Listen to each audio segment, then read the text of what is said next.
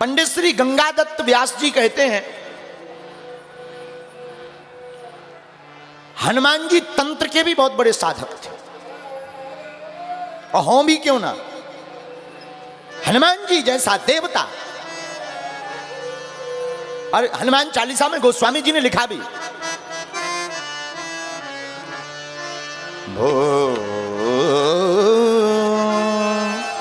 भूत पिशाच निकट नहीं आवे, भूत पिशाच निकट नहीं आवे, भूत पिशाच निकट नहीं आवे, भूत पिशाच निकट नहीं आवे। महावीर जब नाम सुनावे, महावीर जब नाम सुनावे, महावीर जब नाम सुनावे, महावीर जब नाम सुनावे, भूत पिशाच निकट नहीं आवे, भूत पिशाच निकट नहीं आवे।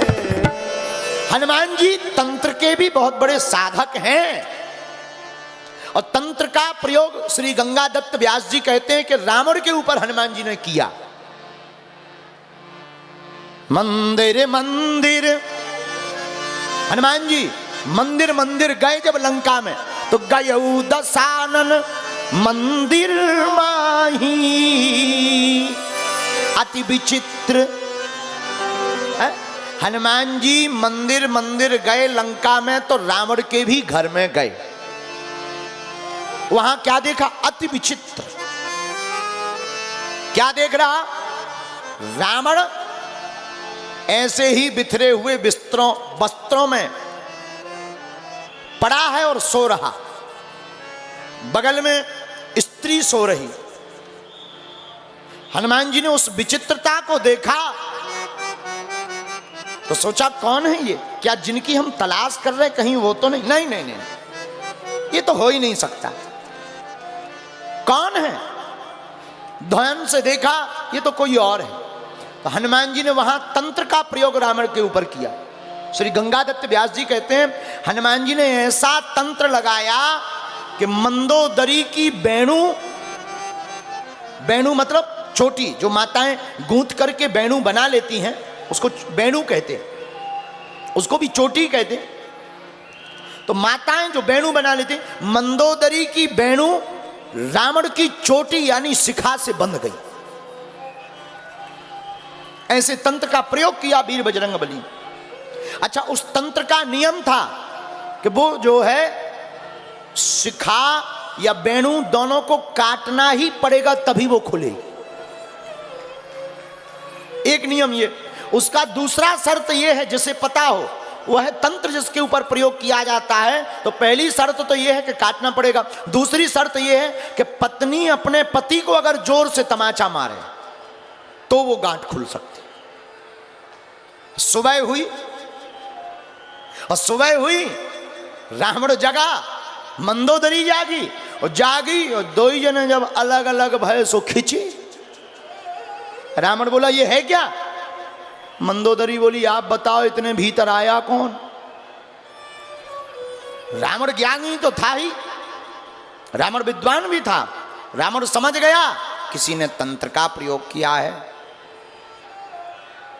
अब देवी दो ही उपाय हैं, या तो वेणु को काटा जाए, शिखा को काटा जाए। तो मंदोदरी बोली महाराज हम सब कुछ करेंगे पर वेणु नहीं काटेंगे। क्यों? विवाहित स्त्रियां अपने पति के जीते जी अगर अपने बालों को काटती हैं तो घोर पाप कहलाता है। लेकिन हम आजकल तो हिप्पी कटिंग चल गई।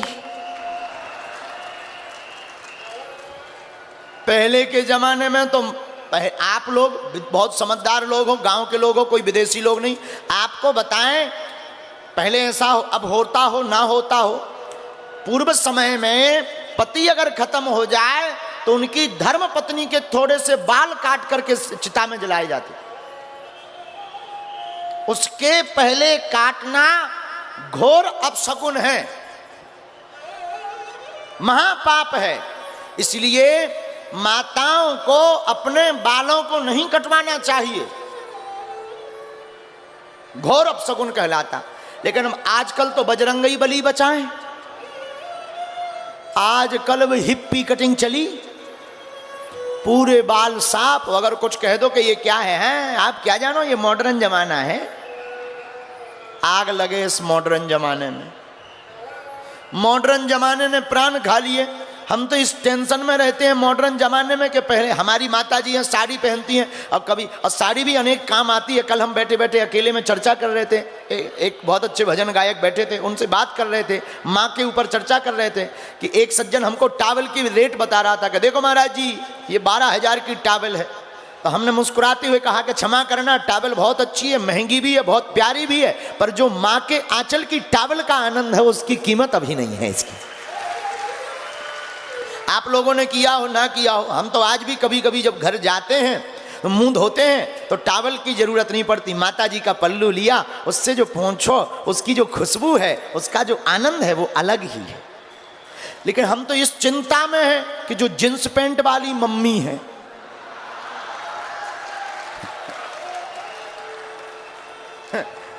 अब जो ये जींस पैंट वाली मम्मी है इनका क्या?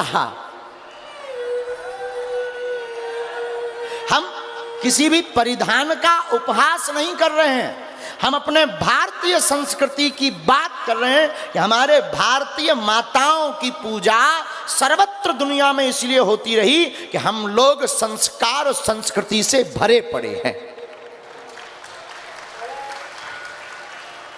साउथ में एक जगह है हैदराबाद, हैदराबाद में एक हमारे शिष्य थे, अभी भी हैं जिंदा, थोड़ा सा डिस्टेंस हो गया है जिंदा, रेड्डी जी, उनका नाम नहीं बताएंगे।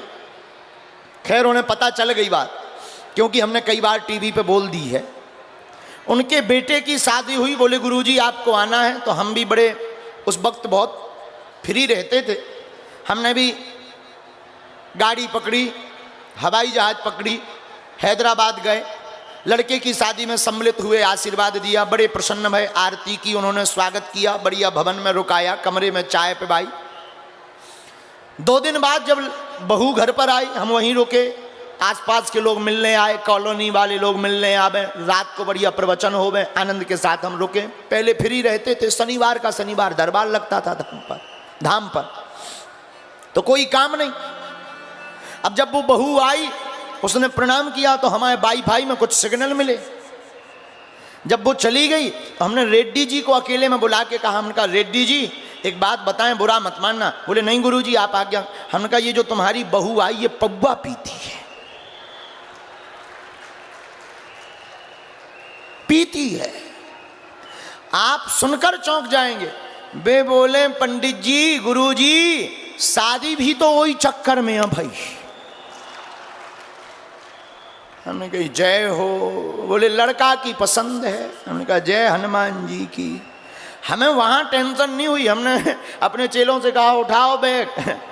हम ये सोच रहे थे कि जिसकी माँ पीती हो, कल के दिन बच्चे होंगे तो बच्चे रोएंगे तो वो चुप तो कराएगी नहीं, 2 ढक्कन पिवा देगी। ये हमारी संस्कृति में नहीं है, ये हमारे संस्कारों में नहीं है।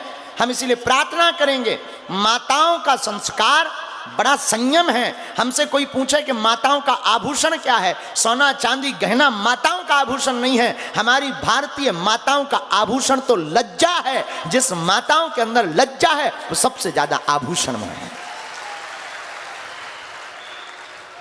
तो रावण ने कहा मंदोदरी तुम्हारी बैणु काटनी पड़ेगी हमें अपनी चोटी। मंदोदरी कहती है कि महाराज प्राण चले जाएं पर मैं अपनी बैणु नहीं कटने दूंगी आपके जीते जी। तो रावण बोले फिर एक ही उपाय है। बोले क्या? यहां कोई नहीं देख रहा, फिर नहीं तो सेवादार आ जाएंगे, एक जोर से तुम तमाचा मारो हमें। मंदोदरी बोली महाराज ये अपराध हमसे नहीं हो। रावण बोले प्राण के बचने से तो अच्छा है ये तंत्र ही कटेगा ऐसे। मंदोदरी ने एक जोरदार तमाचा मारा। हनुमान जी बोले जय हो, पहले तुम लुगाई से मार खाओ। बोले चिंता मत करो रावण, पहले तुम लुगाई से अपनी पत्नी से मार खाओ, फिर बंदरों से मार खाओगे, हम अबे बैठे हैं। तो हनुमान जी जैसा ज्ञानी, हनुमान जी जैसा अद्भुत, हनुमान जी के पास सब कुछ है। दुनिया का ऐसा कोई विषय नहीं जिसका उत्तर वीर बजरंगबली के चरणों में ना हो, हनुमान चालीसा में ना हो। इसलिए हमने इस हनुमान चालीसा की चौपाई को पकड़ा है। जो 7 बार पाठ कर जो 7 बार पाठ कर कोई,